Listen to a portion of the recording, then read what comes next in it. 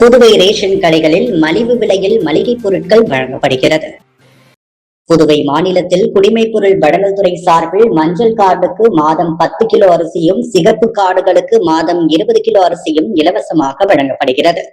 தீபாவளி, பொங்கல் பண்டிகையின் போது பரிசு தொகுப்பும் வழங்கப்படுகிறது. இந்நிலையில் ரேஷன் கடைகளில் மளிகை பொருட்களை மலிவு விலையில் வழங்க அரசு நடவடிக்கை எடுத்தது. இதன்படி ரேஷன் கடைகளில் மலிவு விலையில் பொருட்கள் விற்பனை துவங்கியுள்ளது. ரேஷன் கடைகளில் 1 கிலோ பொன்னி அரிசி 52 ரூபாய், சர்க்கரை 45 ரூபாய், துவரம்பருப்பு 136 ரூபாய், உளுந்து 130 ரூபாய், கடலை பருப்பு 92 ரூபாய், பச்சை பருப்பு 122 ரூபாய் என விற்கப்படுகிறது. இந்த பொருட்களை ரேஷன் கார்டு வைத்திருப்போர்கள் மட்டுமே வாங்க முடியும். ரேஷன் கார்டு இல்லாதவர்கள் வாங்க முடியாது என தெரிவிக்கப்பட்டுள்ளது. கூடுதல் பணி சுமையால் IRBN காவலர் உயிரிழந்த சம்பவம் காவல்துறை வட்டாரத்தில் பரபரப்பை ஏற்படுத்தியுள்ளது. நரம்பு ரத்த அழுத்தத்தால் பாதிக்கப்பட்டிருந்த புதுச்சேரி IRBN காவலர் நேற்று அதிகாலை காரைக்கால் மருத்துவமனையில் உயிரிழந்தார். கூடுதல் பணிச்சுமை காரணமாக அவர் இறந்ததாக கூறப்படுகிறது. இது தொடர்பாக காவலர் பேசிய ஆடியோவும் வீடியோவும் இணையத்தில் வைரலாகி காவல்துறை வட்டாரத்தில் பரபரப்பை ஏற்படுத்தியுள்ளன. புதுச்சேரி காவல்துறையில் சட்டம் ஒழுங்கு போக்குவரத்து ஊர்காவல் படை, இந்திய ரிசர்வ் பெட்டாலியன், சிறப்பு பிரிவு என பல்வேறு பிரிவுகளில் 5000த்திற்கும் மேற்பட்ட காவலர்கள் பணிபுரிந்து வருகின்றனர். காரைக்கால் பிராந்தியத்தில் IRBN ASI வேல்முருகன் கடந்த 30 நாட்களுக்கு மேலாக காரைக்கால் கலெக்டர் அலுவலகத்தில் இரவு பணியில் ஈடுபட்டு வந்தார். சில தினங்களாக அவரது மூளைக்கு போகும் நரம்பு ரத்த அழுத்தத்தால் பாதிக்கப்பட்டதாக தெரிகிறது. இதைத் தொடர்ந்து அங்குள்ள தனியார் மருத்துவமனையில் தீவிர சிகிச்சைக்காக நேற்று முன்தினம் அனுமதிக்கப்பட்ட அவர் நேற்று அதிகாலை பரிதாபமாக உயிரிழந்தார். இவருடைய இறப்புக்கு கூடுதல் பணிச்சுமைதான் காரணம் என கூறப்படுகிறது. இதனிடையே வேல்முருகன் உயிரிழப்புக்கு முன்பு பேசிய ஆடியோ தற்போது இணையத்தில் வைரலாகி வருகிறது. அதில் அவர் 2 பேரை மட்டும் டியூட்டி போடுகிறீர்கள், எங்களால் எப்படி டியூட்டி பார்க்க முடியும்? வேலைக்கு வந்து போகும் நேரத்தை குறிப்பிட்டு சொல்லுங்கள். மேலதிகாரிகள் ஒரு சில அடிமைகளை வைத்துள்ளனர், அவர்கள் மட்டும்தான் வேலை செய்ய வேண்டும். சிபாரிசு மூலம் வருபவர்கள் வேற லெவல், நாமெல்லாம் அவர்களுக்கு கொத்தடிமைகள் என ஆதங்கத்துடன் ஆடியோ பரவி காவல்துறையுடன் பேசியுள்ளார். இந்த வட்டாரத்தில் பரபரப்பை ஏற்படுத்தியுள்ளனர். இவ்விவகாரம் தொடர்பாக கூடுதல் புதுச்சேரி காவல்துறை உயரதிகாரிகள் விசாரணை நடத்தி வருகின்றனர். கூடுதல் பணிச்சுமையால் தான் அவர் இறந்தாரா அல்லது வேறு காரணமா என துறை ரீதியான விசாரணைக்கும் காவல்துறை தலைமை உத்தரவிட்டுள்ளதாக கூறப்படுகிறது. பெண்கள் இடஒதுக்கீடு குறித்து பிரதமர் நிகழ்த்திய உரை பாஜக அலுவலகத்தில் நேரலையாக ஒளிபரப்பு செய்யப்பட்டது. பிரதமர் மோடி பெண்கள் இடஒதுக்கீடு மசோதா குறித்து எதிர்க்கட்சிகள் முன்வைக்கும் எதிர்ப்புகள் தொடர்பாக நாட்டு மக்களிடம் உரையாற்றினார். இந்த நேரலை நிகழ்ச்சி பாஜக மாநில தலைமை அலுவலகத்தில் மாநில தலைவர் ராமலிங்கம் தலைமையில் நடைபெற்றது. பொதுச் செயலாளர் மோகன்குமார், துணைத் தலைவர் ரத்னவேல், பாஸ்கர், அசோக் பாபு, பொருளாளர் ராஜகணபதி, பிரிவு இணைப்பாளர் வேல்முருகன், செயலாளர் கோகிலா, ஊடகத்துறை தலைவர் நாகேஸ்வரன், தகவல் தொழில்நுட்ப பிரிவு தலைவர் கார்த்திகேயன், மகளிர் அணி தலைவி தாமரை செல்வி, பொறுப்பாளர் ஜெயந்தி மற்றும் மகளிர் அணியை சேர்ந்த நிர்வாகிகள் கலந்து கொண்டனர். பிரதமர் தனது உரையில் பெண்கள் ஒதுக்கீடு சட்டம் அனைத்து மாநிலங்களுக்கும் நன்மை பயக்கும், தொகுதி வரையறையால் எந்த மாநிலத்திற்கும் பாதிப்பு ஏற்படாது, பெண்களுக்கு அதிகார மட்டம் முழுமையாக கிடைக்கும் வரை இந்த முயற்சி தொடர்ந்து நடைபெறும் என்றும் அவர் உறுதியளித்தார். புதுவை காவல்துறை சார்பில் மக்கள் குறை தீர்ப்பு நாள் முகாமில் 35 மகளிர் உட்பட 207 பொதுமக்கள் பங்கேற்றனர். பெறப்பட்ட 48 புகார்களில் 26க்கு உடனடி தீர்வு காணப்பட்டது. புதுச்சேரி காவல்துறை தலைவர் DGP அறிவுறுத்தல்படி புதுவையில் உள்ள பல்வேறு காவல் நிலையங்களில் மக்கள் குறை தீர்ப்பு நாள் நடத்தப்பட்டது. உருளையன்பேட்டை காவல் நிலையத்தில் SSP சட்டம் ஒழுங்கு கலைவாணன், SP ஸ்ருதி யாரக்கட்டி, கிழக்கு பகுதி காவல் ஆய்வாளர், துணை காவல் ஆய்வாளர்களுடன் பொதுமக்களின் புகார்களை பெற்று நடவடிக்கை எடுத்தனர். இதேபோன்று காரைக்கால் போக்குவரத்து காவல் நிலையத்தில் SSP லட்சுமி சௌஜன்யா, SP-க்கள் சுபம் சுந்தர் கோஷ், பழனிவேல் மற்றும் காவல் ஆய்வாளர்கள், துணை காவல் ஆய்வாளர்களுடன் கலந்து கொண்டு பொதுமக்களின் குறைகளை கேட்டு நடவடிக்கை எடுத்தனர். மேலும் சைபர் கிரைம் காவல் நிலையத்தில் எஸ்பி ராகுல் சைபர் கிரைம் சம்பந்தமான குறைகளை பொதுமக்களிடம் கேட்டு நடவடிக்கை எடுத்தார். இதேபோன்று தன்வந்திரி நகர் காவல் நிலையத்தில் எஸ்பி வம்சுதர் ரெட்டி மற்றும் காட்டேரிக்குப்பம் காவல் நிலையத்தில் கதிரவன் மற்றும் எஸ்பி சுப்பிரமணியன், கிருமாம்பாக்கம் காவல் நிலையத்தில் எஸ்பி ஜிந்தா கோதண்டராமன் தங்கள் பகுதி காவல் ஆய்வாளர்கள் மற்றும் துணை காவல் ஆய்வாளர்களுடன் பொதுமக்களின் புகார்களை பெற்று நடவடிக்கை எடுத்தனர். இதேபோன்று மாஹே பகுதியில் எஸ்பி வினய்குமார் கட்ச் மற்றும் ஏனாம் பகுதியில் எஸ்பி வரதராஜன் ஆகியோர் பொதுமக்களின் குறைகளை கேட்டு நடவடிக்கை எடுத்தனர். மேலும் புதுச்சேரி போக்குவரத்து காவல் நிலையங்களில் எஸ்பி ரக்ஷனா சிங் மற்றும் எஸ்பி பக்தவக்ஷலம் ஆகியோர் போக்குவரத்து காவல் ஆய்வாளர்களுடன் போக்குவரத்து சம்பந்தமான குறைகளை கேட்டு நடவடிக்கை எடுத்தனர். மூத்த அதிகாரிகள் தேர்வில் கலந்து கொண்டு 48 புகார்களை பொதுமக்களிடம் பெற்று அதில் 26 புகார்களுக்கு உடனடியாக நடவடிக்கை எடுத்தனர். நடைபெற்ற குறை தீர்ப்பு கூட்டத்தில் 35 மகளிர் உட்பட மொத்தம் 207 பொதுமக்கள் கலந்து கொண்டனர். நிலுவையில் உள்ள புகார்களுக்கு விரைவாக நடவடிக்கை எடுப்பதற்காக காவல் நிலைய அதிகாரிகளுக்கு மூத்த அதிகாரிகள் தெளிவான வழிகாட்டுதல்களை வழங்கினர். இந்த நிகழ்ச்சி வரும் காலங்களில் ஒவ்வொரு சனிக்கிழமையும் காலை 11 மணி முதல் பிற்பகல் 1 மணி வரை தொடர்ந்து நடைபெறும். புதுச்சேரி அடுத்த ஆரோவில் ஆதிசக்தி கலாச்சார மையத்தில் நிறுவனர் வீணாபாணி நினைவாக நடைபெற்று வரும் கலை விழாவில் ஆதிசக்தி கலைக்குழுவினரின் women are not to be என்ற தலைப்பிலான நாடகம் வெளிநாட்டினர் உட்பட அனைவரையும் வெகுவாக கவர்ந்தது. புதுவை ஆரோவில்லில் ஆதிசக்தி கலாச்சார மையத்தை நிறுவிய வீணாபாணி நினைவாக ஆதிசக்தியின் கலை இயக்குனர் வினய்குமார், ஆதிசக்தி நிர்வாக அரங்காவலர் நிம்மி ரஃபேல் ஆகியோர் ஏற்பாட்டில் நடைபெற்று வரும் கலை விழாவில் இசை மற்றும் நாடகங்கள் நடைபெற்று வருகின்றது. இதில் இன்றைய நாள் நிகழ்வில் ஆதிசக்தி கலைக்குழுவினரின் women are not to be என்ற தலைப்பிலான நாடகம் நடைபெற்றது.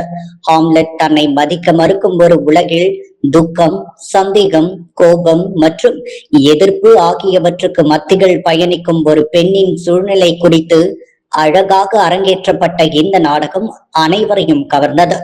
ஆதிசக்தியின் கலை இயக்குனர் வினய்குமார் எழுதி இயக்கி நடித்த இந்த நாடகத்தில் ஆதிசக்தி நிர்வாக அரங்காவலர் நிம்மி ரஃபேல் மற்றும் கலைஞர்கள் பலர் தங்களின் நடிப்பை வெளிப்படுத்தினர். இதில் புதுச்சேரி மட்டுமில்லாமல் வெளி மாநில வெளிநாடுகளிலிருந்து 100க்கும் மேற்பட்ட பார்வையாளர்கள், கலைஞர்கள் கலந்து கொண்டு நிகழ்ச்சியை கண்டு ரசித்தனர். சுமார் 1 மணி நேரத்திற்கும் மேலாக தங்களின் நடிப்பு திறமை மூலம் ரசிகர்களை ரசிக்க வைத்தனர். இந்நிகழ்ச்சி முடிந்ததும் பார்வையாளர்கள் கைத்தட்டி மகிழ்ச்சியை வெளிப்படுத்தி உற்சாகம் அடைந்தனர். MIT கல்லூரியில் வருடாந்திர கலாச்சார மற்றும் விளையாட்டு விழா 2026 நடைபெற்றது. புதுச்சேரி கலித்தீர்த்தால் குப்பம் மணக்குள விநாயகர் இன்ஸ்டிடியூட் ஆஃப் டெக்னாலஜியில் ஆண்டு கலாச்சார மற்றும் விளையாட்டு விழா 2026 நடைபெற்றது. கல்லூரி முதல்வர் முனைவர் மலர்கண் துவக்கி வைத்து வரவேற்புரையாற்ற தக்ஷஷீலா பல்கலைக்கழக வேந்தர் ஸ்ரீ மணக்குள விநாயகர் கல்வி நிறுவன தலைவர் மேலாண் இயக்குநருமான தனசேகரன் தலைமை உரையாற்றினார். செயலாளர் டாக்டர் நாராயணசாமி கேசவன், பொருளாளர் ராஜராஜன், இணை செயலாளர் வேலாயுதம், தக்ஷஷீலா பல்கலைக்கழகத்தின் இணைவேந்தர் டாக்டர் நீலா பிரியதர்ஷினி, வைஷ்ணவி, ராஜராஜன் மற்றும் சூர்யா, ஸ்ரீ மணக்குள விநாயகர் கல்வி நிறுவனம் ஆகியோர் வாழ்த்துரை வழங்கினர். விழாவில் சிறப்பு விருந்தினராக கலந்து கொண்ட புகழ்பெற்ற திரைப்பட நடிகர் காளிதாஸ் ஜெயராம் தமது உரையில் எல்லோருக்கும் கல்லூரி மாணவ பருவம் ஒரு மகிழ்ச்சியான தருணமாக இருக்கும் என்றும் வாழ்வின் எந்த நிலையிலும் அது இனிமையான நினைவை தரும் என்றும் குறிப்பிட்டார். நடைபெற்ற விளையாட்டுப் போட்டிகளில் பங்கேற்று வெற்றி பெற்ற மாணவர்களுக்கு பரிசுகள் வழங்கப்பட்டது. பல்வேறு தேசிய அளவிலான போட்டிகளில் பரிசுகள் வென்ற மாணவர்கள் கௌரவிக்கப்பட்டனர். முழு நிகழ்ச்சியையும் அறிவிப்பாளர்கள் தர்ஷு சுந்தரம் மற்றும் தொலைக்காட்சி புகழ் சபரி ஆகியோர் தொகுத்து வழங்கினர். விழாவில் கல்லூரி மாணவ மாணவிகள் பங்கேற்று நிகழ்த்திய பல்வேறு கலாச்சார நிகழ்ச்சிகள் நடைபெற்றது. கலாச்சார நிகழ்ச்சிகளை 2026 கலாச்சார நிகழ்ச்சி ஒருங்கிணைப்பாளர் முனைவர் வள்ளி மற்றும் கலாச்சார குழு உறுப்பினர்கள் ஏற்பாடு செய்திருந்தனர். விளையாட்டு நிகழ்ச்சிகள் உடற்கல்வி இயக்குனர் மோகன் அவர்களின் வழிகாட்டுதலின் கீழ் சிறப்பாக ஏற்பாடு செய்யப்பட்டிருந்தன. 2026 ஒருங்கிணைப்பாளர் தகவல் தொழில்நுட்பத்துறை தலைவர் முனைவர் சிவகுமார் நன்றி உரையாற்றினார். விழாவில் ஸ்ரீ மணக்குள விநாயகர் கல்வி குழுமத்தை சேர்ந்த கல்வி நிறுவன இயக்குநர்கள், முதல்வர்கள், பேராசிரியர்கள் கலந்து கொண்டனர். விழா ஏற்பாடுகளை கல்லூரி அனைத்து துறை பேராசிரியர்கள் மற்றும் ஊழியர்கள் செய்திருந்தனர். அக்ஷய திருதியை நாளான என்று தங்க நகைகளை பொதுமக்கள் ஆர்வத்துடன் வாங்கி சென்றனர். இதனால் தங்க நகை கடைகளில் மக்கள் கூட்டம் அலைமோதியது. அக்ஷய திருதியை நாளில் நகை, மஞ்சள், கல்லுப்பு ஆகியவற்றை வாங்கி வீட்டில் வைத்தால் வாழ்வில் செல்வம் பெருகும் என்பது ஐதீகம். எனவே இந்த நாளில் பெரும்பாலான மக்கள் தங்கம், வெள்ளி, வைர நகைகளை வாங்குவர். அதன்படி இந்த வருட அக்ஷய திருதியை நாள் கொண்டாடப்படுவதை முன்னிட்டு பெரும்பாலான மக்கள் நகைகளை வாங்க ஆர்வம் காட்டி வருகின்றனர். பொதுவாக நகைகள் மீது மக்களுக்கு இருக்கும் ஆர்வமே தனிதான். தங்கம், வெள்ளி, வைரம், பிளாட்டினம் என விதவிதமான ஆபரணங்கள் வாங்குவார்கள். இதனால் நகை கடைகள் எப்போதும் வாடிக்கையாளர்களால் நிரம்பும்.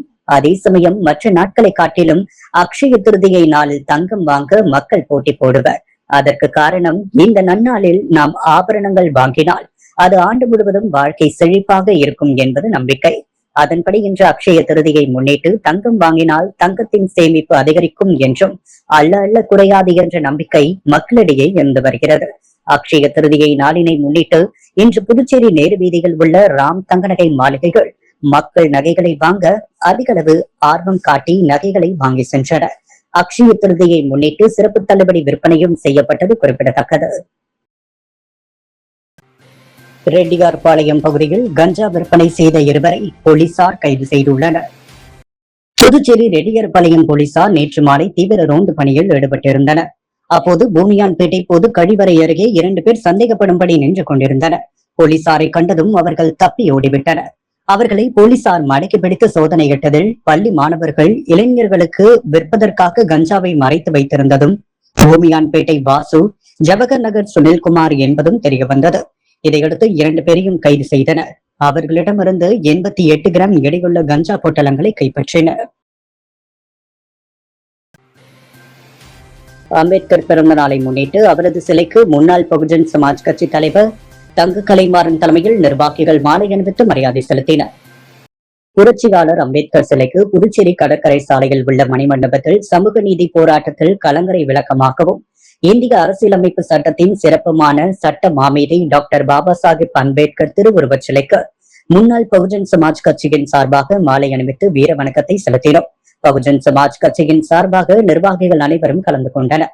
தொண்டர்கள் புடைசூட அம்பேத்கர் சிலையில் மாலை அணிவித்து அதைத் தொடர்ந்து சமத்துவம், சகோதரத்துவம் தொலைக்காட்டப்பட்டு அம்பேத்கர் கொள்கைகளுக்கு மக்களுக்கு கொண்டு சேரப்போவது எங்கள் கட்சியின் முதன்மை நோக்கம் என்று நிர்வாகிகள் எழுச்சியுடன் உரையாற்றினர். நிகழ்வில் கட்சியின் மாவட்ட தொகுதி நிர்வாகிகள், ஏராளமான பொதுமக்கள் கலந்து கொண்டு சிறப்பித்தனர்.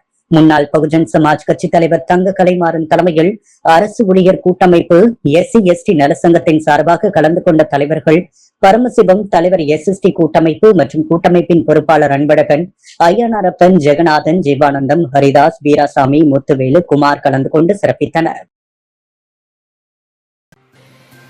புதுச்சேரி குயவர்பாளையம் முத்துமாரியம்மன் ஆலய 58ஆம் ஆண்டு சித்திரை திருவிழாவை முன்னிட்டு ஊஞ்சல் உற்சவம் நடைபெற்றது.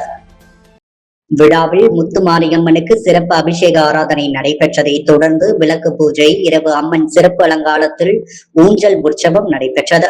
களவாத்தியங்கள் முழங்க ஊஞ்சலில் அமர்ந்து அம்மன் பக்தர்களுக்கு அருள்பாலித்தார். விழாவில் உபயதாரர்கள், ஊர் பொதுமக்கள் திரளாக கலந்து கொண்டு தரிசனம் செய்தனர். பக்தர்களுக்கு பிரசாதங்கள் வழங்கப்பட்டன. முன்னாள் சட்டமன்ற உறுப்பினர் ஓம் சக்தி சேகர் கலந்து கொண்டு சுவாமி தரிசனம் செய்தார். தொடர்ந்து பக்தர்களுக்கு பிரசாதம் வழங்கினார். விழாவிற்கான அனைத்து ஏற்பாடுகளையும் கோவில் விழா குழுவினர் செய்திருந்தனர். அன்றாட செய்திகளை உடனுக்குடன் தெரிந்து கொள்ள பாண்டி ஹெட்லைன்ஸ் சேனலுக்கு சப்ஸ்கிரைப் செய்து கொள்ளுங்கள்.